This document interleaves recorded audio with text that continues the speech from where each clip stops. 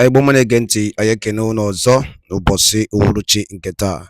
Anyị si n'ụbọchị nke taa dị na n'Igbo na mma, anyị sịkwa ka nke onye chiri ya zelo.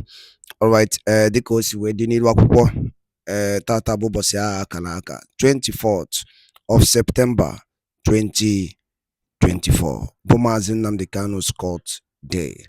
Alright, dịka o si dị, obere oge anyị ebido igosi unu ya bụ ife anyị ji maka ya wee bịa n'iru akwụkwọ. Alright, dịka anyị si kwuo unu nkwa na anyị ga-ewetekwala unu update bụ gbasara maka ya bụ ikpe Maazị Nnamdi Kanu n'iru akwụkwọ na Eastern News 24 dịka o si aga tata ka o were court. Alright, anyị aga n'iru ka anyị gosi unu ihe Aloy Ejimakor bụ the special counsel and also the lead counsel of Maazị Nnamdi Kanu.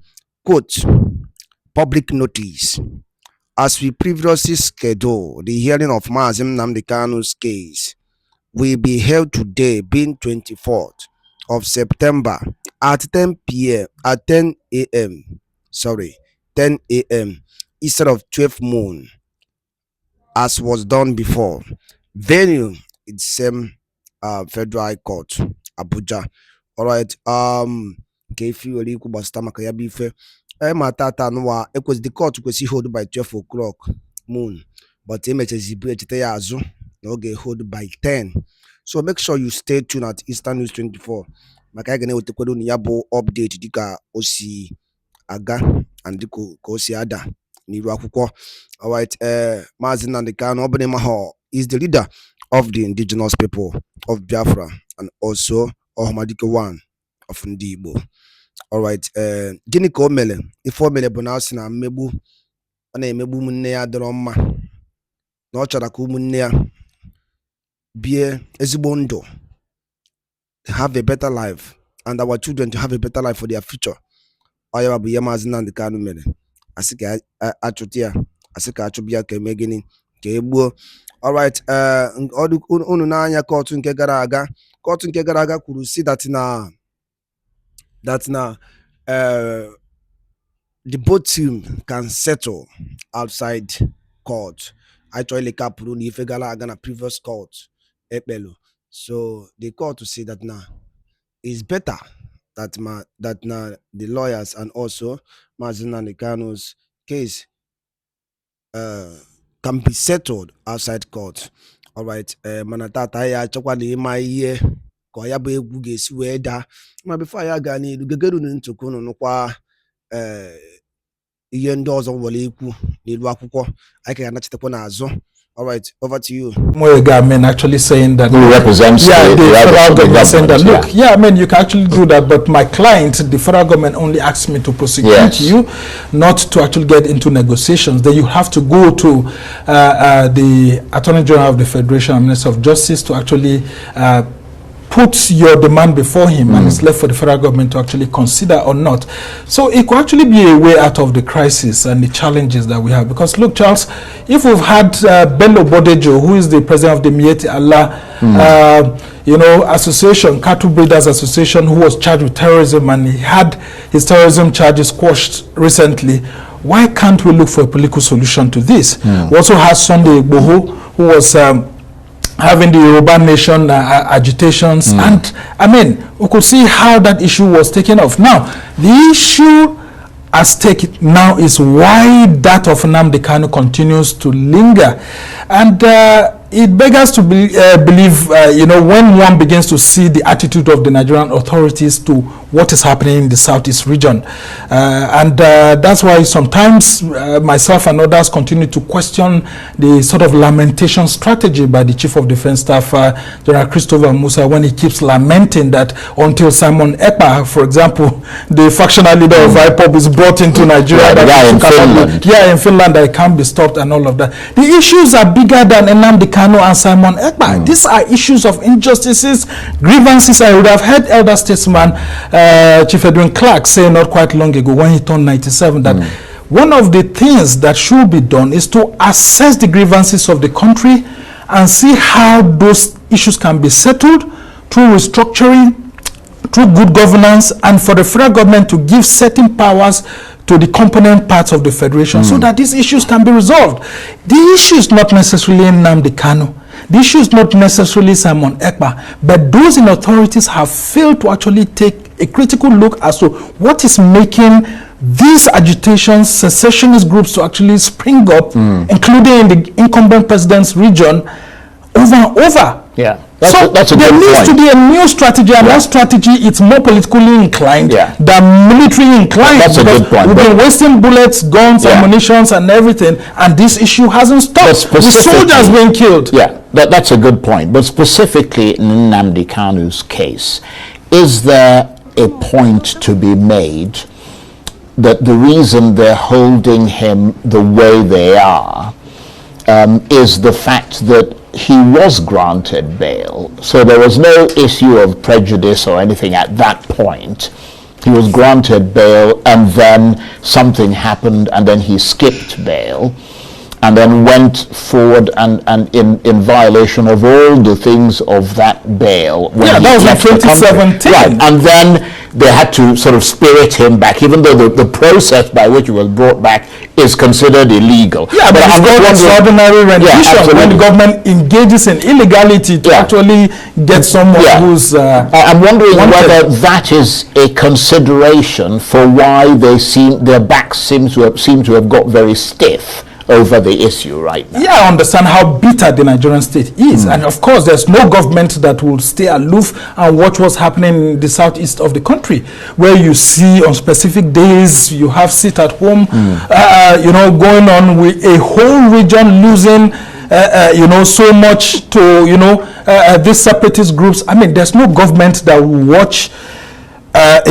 these people wanting to take over a region. But for how long are we going to continue this? And if we've been able to make a success out of the fight against insurgency in the northeast with the Boko Haram, it's been able to go down, and we're able to do this de-radicalization policy by the defense headquarters, why can't we apply same in the southeast of the country? So there are so many things that the Nigerian government, is not really telling us about the southeast, because we've come to a conclusion at some point that yes, we need to restructure our constitution, we need to do certain things to assuage the feelings of people in different parts of the country. But people are beginning to ask questions that if separatist leaders in the southwest have been granted bail, they've been left off the hook, and that of the north, they've been left off the hook, what is happening? Well, they're not actually left off the hook. Yeah, but they said that they had undergone lots of, trials in the courts and all of that. Some of the leaders got killed, especially in the northeast. But we are saying that for this, there seems to be some sort of delay on this NNAMDI Kanu's issue. And while we are saying that the law should take its course if it's actually wrong, but nonetheless, there seems to be a delay over this particular issue. Now, what happened in 2017 is actually the reason why we're here. And that's why I said the lamentation strategy by the Chief of Defense Staff on Simon Ekpa, if it's not properly handled, we may have another NNAMDI KANU situation at hand, where if he is intercepted and he brought to Nigeria, it could trigger off more protests, more agitations, more killings in the southeast. So what we need to do is to look for ways to settle this issue politically. And when you hear people like Edwin Clark saying this, you will know that yes, they may not have gone through it the right way, and of course nobody will condone the killing of soldiers and other military men, but the continued use of force is fueling the crisis. Is fueling it. And then let me ask someone like NNAMDI KANU, if the court process is not quickly concluded, there will be a tendency for people to think that even the courts have been tied by the government, and so very quickly, we're running out of time. How much support and sympathy does Mr. Kanu have in Nigeria, insofar as it is possible to gauge that? Well, he continues to enjoy a lot of sympathy from people, and that's why you see that the monies continue to come in both within Nigeria and outside, because of that sympathy that the southeast continues to face political marginalization over the years. The agitation has always been that why have we failed to have a president of Southeast extraction or a vice president of Southeast extraction since after Alex Ekweme in the Second Republic. Could this possibly help resolve the issue if we're able to, as a nation, see how we can devolve powers in such a way that, you know, we could reduce this agitation? And then could it be that the call for a new state in the Southeast, for example, if it's given, could help reduce some of these, you know, separatist agitations? We must do something to make the Southeast to look like it's not just being seen to be part of Nigeria, but it is actually part of Nigeria. And that's why we're saying that if of recent we could have this issue, terrorism charges slammed against the president of the Miyetti Allah Cattle Breeders Association, Bello Bodejo, and they were removed. They were discharged. The federal government removed these same charges from him. Why can't it apply so that this issue in the northeast, in the southeast, will be quelled and Nigeria will focus more on development? Right. So your assessment at the moment is that in the face of lots of calls from prominent Nigerians, you mentioned Edwin Clark amongst them, for Mr. Kanu's release, that there is no sense that the government of President Tinubu is listening to those calls at all. Yes, and that's why we want him to actually fulfill his campaign promises, because he said he was going to restructure the country. We're going to see how we'll get the country back together and have a conversation.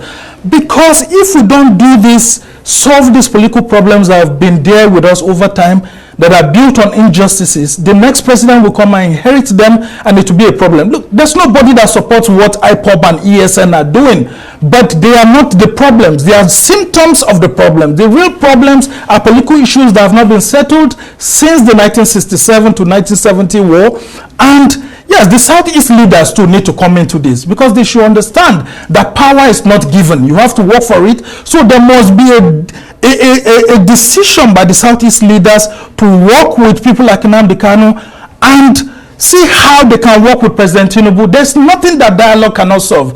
And President Tinubu should actually prepare a template that could make this kind of conversation to be easy, not like what former President Buhari had done. Don't forget, a former Minister of Aviation who is dead now, Amechi, had led a delegation of Igbo leaders to beg for NNAMDI KANU's release. But what the former President Buhari said... Now you talk about No. Amechi in Bazilike, the very first Minister of Aviation. Okay, when you say Amechi, it's got a bit confusing. Yeah. So what former President Buhari then has said is that justice should take its course. But people are beginning to say that why is NNAMDI KANU's own case taking too long for the justice system to go on? So this is a golden opportunity. If NNAMDI KANU himself is seeking for reconciliation, the federal government should take a second look at it.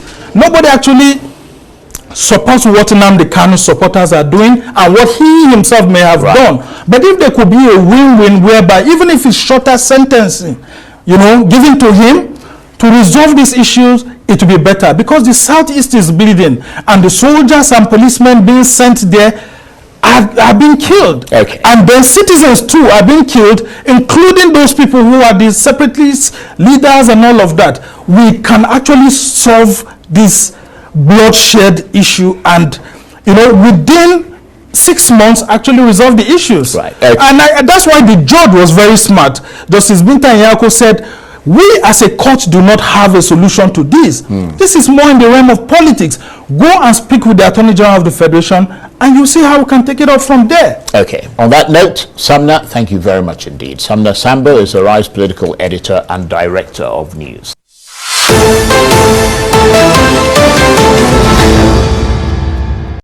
Ndị be anyị ngwadarụ ndị nne na ụmụ Igbo ka unu si wee wepụta oge unu ige ya bụ ife ewetara n'ụbọchị nketa na Eastern News 24.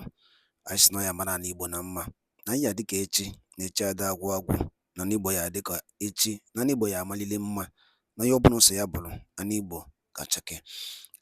Unu go ka ya bụ ife si wee gbata wee kwụrụ na anụgo ka esi kọwasị ya bụ ife ka ife were ikwu n'ụdị nke gị gbasịta maka ihe Maazị NNAMDI KANU kwuru and ihe Aloy Ejimakor kwuru bụ the special counsel and also the lead counsel to Maazị NNAMDI KANU and gbasịta maka ihe Ikenga of Imo State kwuga n'iru akwụkwọ. Ịchịkọ ihe niile na drop your own comment. Thank you for joining us at Eastern News 24.